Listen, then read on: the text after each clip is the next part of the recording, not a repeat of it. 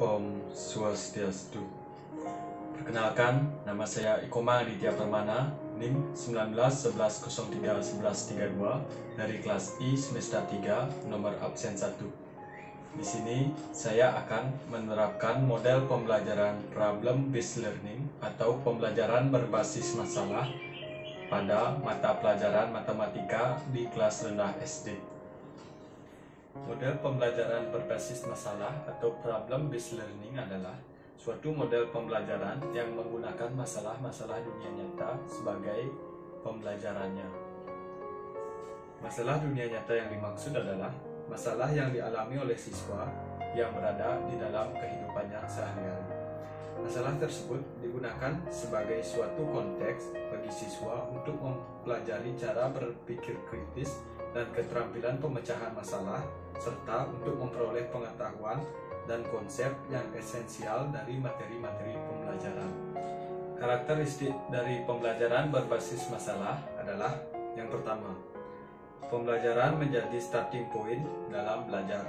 Yang kedua, permasalahan yang diangkat adalah masalah dunia nyata yang tidak terstruktur.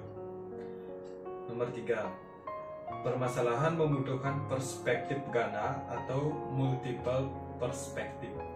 Yang keempat, permasalahan menantang pengetahuan yang dimiliki oleh siswa, sikap dan kompetensi yang kemudian membutuhkan identifikasi kebutuhan belajar dan bidang baru dalam belajar. Yang kelima, belajar pengarahan diri menjadi hal yang utama. Yang nomor 6, pemanfaatan sumber pengetahuan yang beragam, penggunaannya dan evaluasi informasi merupakan proses yang esensial dalam PBM atau pembelajaran berbasis masalah. Yang ketujuh, belajar adalah kolaboratif, komunikatif, dan kooperatif. Yang kedelapan, pengembangan keterampilan inquiry dan pemecahan masalah sama pentingnya dengan penguasaan isi pengetahuan untuk mencari solusi dari sebuah permasalahan. Yang kesembilan, keterbukaan proses dalam problem based learning meliputi sintesis dan integrasi dari sebuah proses belajar. Yang ke-10, problem based learning melibatkan evaluasi dan review siswa dalam proses belajar. Adapun sintak dari model pembelajaran problem based learning adalah yang pertama, orientasi masalah kepada peserta didik. Yang kedua, mengorganisasikan peserta didik untuk belajar. Yang ketiga, membimbing penyelidikan individu maupun kelompok. Yang keempat, mengembangkan dan menyajikan hasil karya. Dan yang kelima, menganalisis dan mengevaluasi proses pemecahan masalah. Baik, sekarang saya akan memulai penerapan model pembelajaran problem based learning dalam mata pelajaran matematika di kelas rendah SD. Om Swastiastu. Selamat pagi anak-anak, bagaimana kabarnya sekarang? Ya, sebelum memulai pembelajaran hari ini, ada baiknya kita menundukkan kepala sejenak ke hadapan Tuhan Yang Maha Esa. Sekarang Bapak yang akan memimpin doa hari ini. Berdoa dimulai. Berdoa selesai. Sekarang Bapak akan mengajak anak-anak untuk menyanyikan lagu wajib, yaitu sorak-sorak bergembira. Mulai.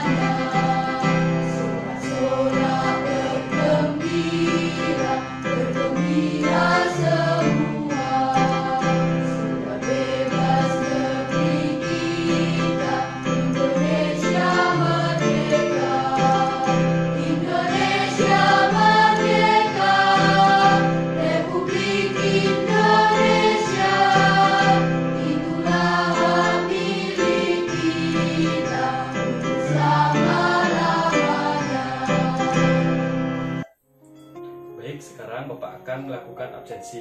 Apakah teman-teman kalian di sini sudah lengkap atau ada yang masih kurang? Baik, jika sudah lengkap, Bapak akan melanjutkannya kepada materi.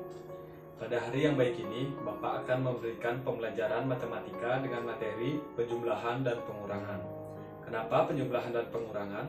Karena penjumlahan dan pengurangan akan sering diterapkan dalam kehidupan sehari-hari. Contohnya saat bertransaksi di pasar. Sebelumnya, apa itu penjumlahan? Apakah ada yang tahu?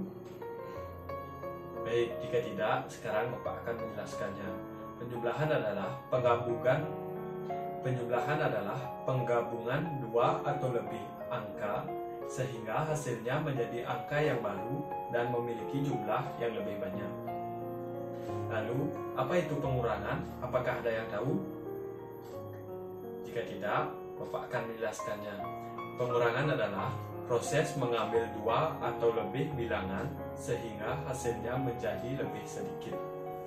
Sekarang, Bapak akan memberikan dua contoh masalah terkait dengan penjumlahan dan pengurangan.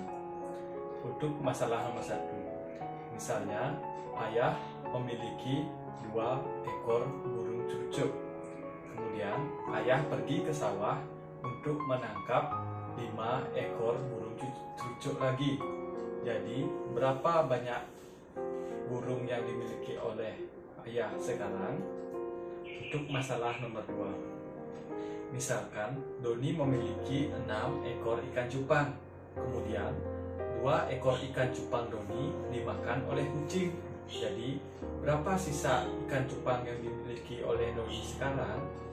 Sekarang Bapak berikan waktu 5 menit untuk anak-anak berdiskusi dengan teman sebangku. Silahkan dikerjakan. Nanti kalau sudah selesai, Bapak akan panggil untuk mempresentasikannya. Sekarang waktunya sudah tepat 5 menit. Apakah ada yang sudah selesai? Baik, jika sudah, berapa jawaban dari soal nomor 1? Benar, jawabannya adalah 7. Bagaimana cara penjelasan atau penyelesaiannya? Baik, jika tidak tahu, sekarang Bapak akan menjelaskannya. Pertama-tama, Bapak akan menulis kalimat matematikanya.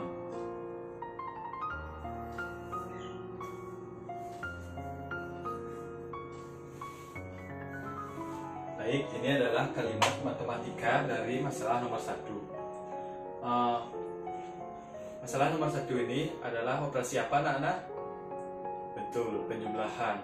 Jadi kita menggabungkan antara bilangan 2 dan bilangan 5. Caranya seperti ini.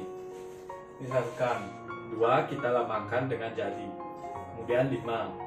2 digabungkan dengan 5, jadinya mari kita hitung. 1, 2, 3, 4, 5, 6, 7. Jadi hasil dari 2 ditambah 5 adalah 7. Sekarang untuk soal nomor 2. Berapakah hasilnya? Benar, hasilnya adalah 4.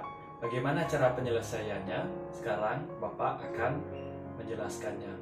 Untuk kalimat matematikanya bisa ditulis seperti ini. 6 dikurang 2 sama dengan berapa?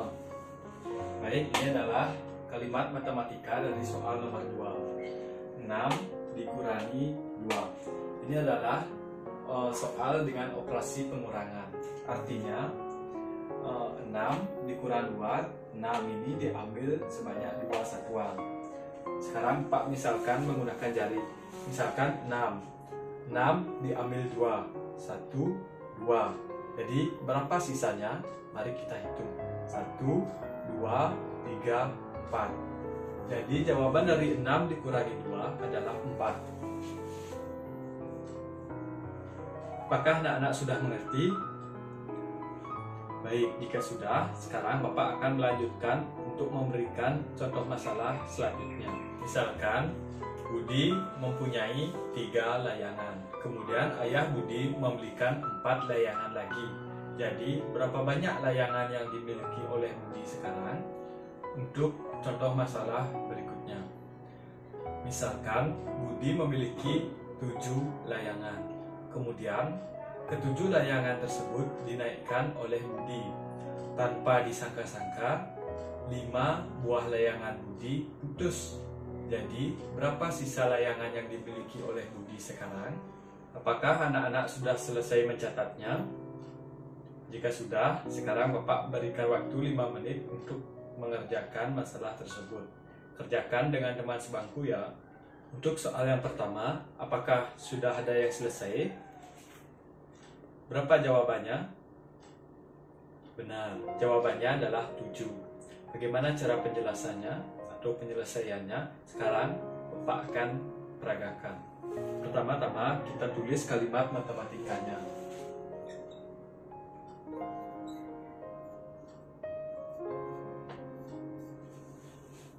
Untuk soal yang pertama ini, operasi apa anak-anak? Benar, ini adalah operasi penjumlahan.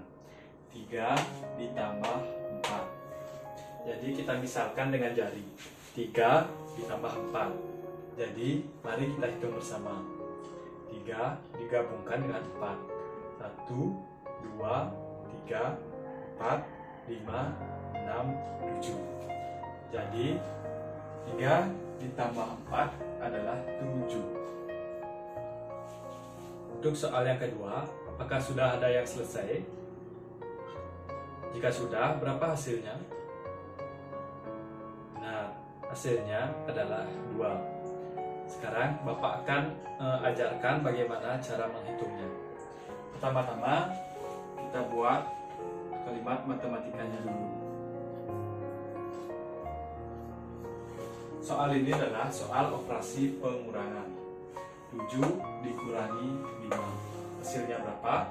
Mari kita hitung. Ini adalah 7. Kemudian kita ambil 5. 1, 2, 3, 4, 5.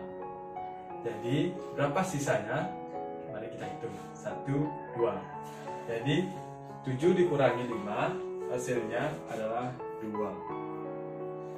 Apakah ada yang belum mengerti? Baik, jika semuanya sudah mengerti, sekarang Bapak akan memberikan soal untuk anak-anak kerjakan di rumah. Dicatat ya.